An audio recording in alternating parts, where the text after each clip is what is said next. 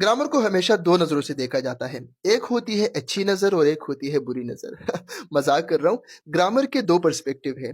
एक है prescriptive grammar और दूसरा है डिस्क्रिप्टिव ग्रामर। सबसे पहले हम देखते हैं कि ये प्रिस्क्रिप्टिव ग्रामर वाले कहते क्या हैं। जैसे मैंने यहाँ पे मेंशन किया है the rule book approach. Prescriptive grammar वालों का फोकस होता है tells us how language should be used according to the established standards and rules.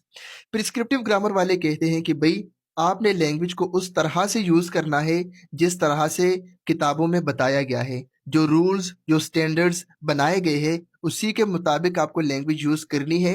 उससे हट के आप लैंग्वेज यूज़ करोगे तो भई आपकी लैंग्वेज खराब है, इनकरेक्ट है।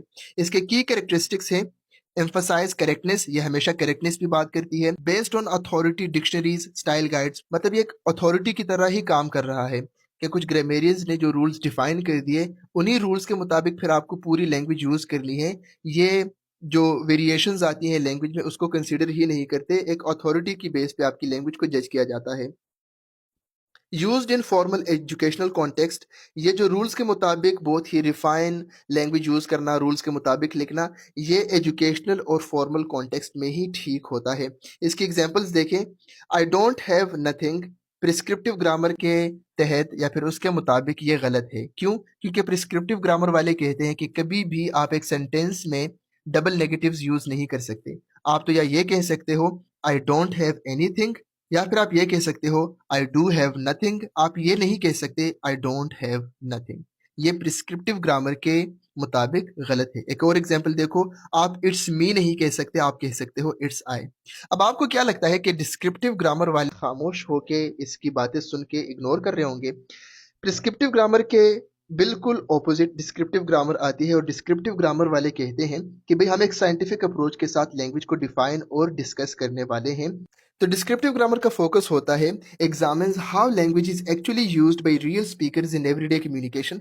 डिस्क्रिप्टिव ग्रामर वाले कहते हैं कि भाई लोग जो लैंग्वेज को एवरीडे कम्युनिकेशन में यूज करते हैं, जिस तरह से लैंग्वेज एक्चुअली यूज होती है, हम इसको एग्जामिन करेंगे और इसको स्टडी करेंगे। डिस्क्रिप्टिव ग्रामर वाले लैंग्वेज को डिस्क्राइब करते हैं लैंग्वेज यूज को, और प्रिस्क्रिप्टिव ग्रामर वाले लैंग्वेज यूज को प्रिस्क्राइब करते हैं।